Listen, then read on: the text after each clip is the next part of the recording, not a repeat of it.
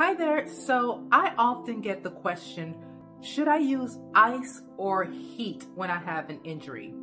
In this video, I am going to answer that question. Plus, I'm going to show you a DIY cold pack that won't freeze solid. If you're interested in finding out more, keep watching.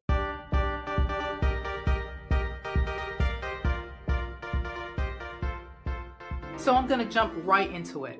So the general rule of thumb is if it's a fresh injury and there's inflammation or swelling, use ice. If it's muscle soreness or stiffness, use heat. But there are a few caveats that I want to discuss.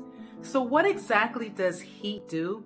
Well, heat increases blood circulation and blood flow. It increases muscle flexibility, and it also relaxes and soothes muscles. You never want to use heat if there's a bruise, an open wound, or any type of swelling or inflammation. There are also some pre-existing conditions that generally you don't want to use heat for, such as people with diabetes, vascular diseases, deep vein thrombosis or DVT, and also multiple sclerosis. Those are recommendations where heat is a contraindication or not indicated. So cold therapy, or also called cryotherapy, that should be used, as mentioned before, on fresh injuries, what we call acute injuries. If there's swelling or any type of inflammation, you want to use ice therapy on that area. Cold therapy will actually reduce blood flow to the area. It also reduces inflammation and swelling, and it temporarily reduces nerve sensation so that it also reduces pain. People with poor circulation or those with sensory disorders that will kind of prevent them from feeling the proper sensations should not use cold, because then they won't be able to tell if they're getting frostbitten or any other type of damage to the tissue. Due to the general consensus that if there is muscle ache, you'd use heat, people often confuse when to actually use ice. So we'll have patients come into our office with a new injury, say for instance to the low back, and they'll come in bent over in a whole lot of pain. And I'll ask them what's going on, and I said, did you use ice or heat? And they'll say, you know, I used heat. I got in the shower and I just let that hot water beat on my back till it went cold. In cases like that, just because it's a muscle, if there's a new injury, chances are there's an inflammatory process that's going on, and heat would not be indicated in that situation. Think about it like this. If you wanted to hammer a nail into a board with one hard hit, but instead of the hammer coming down on the nail, it actually comes down on your thumb. Now you have a painful, pulsating, and red thumb. Do you grab heat or ice? If there's any inflammatory process going on and you put heat on top of it, you're pretty much perpetuating that inflammation.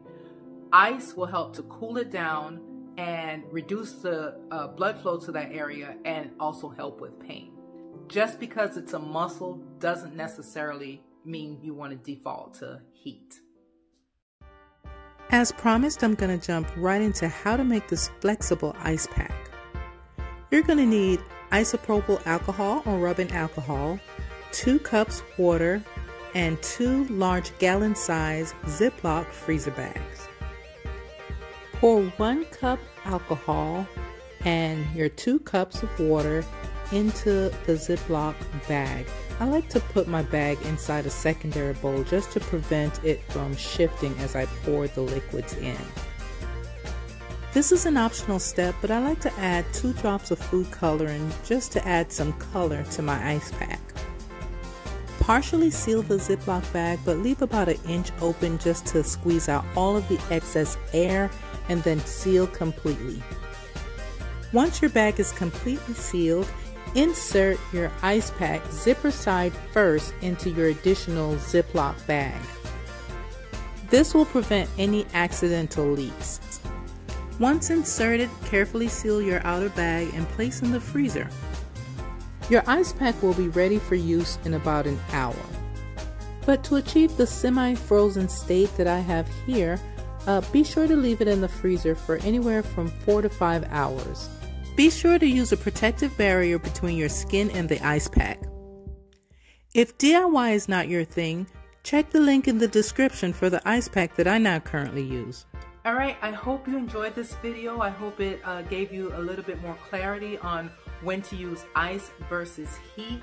I know some people hate ice until they actually experience the benefits of it. Leave a comment, let me know if you use ice or heat. And if you have any questions or like to see any other type of video to give you some answers to certain questions, please don't forget to like, share this video, and subscribe. Alright? I'll see you in the next video.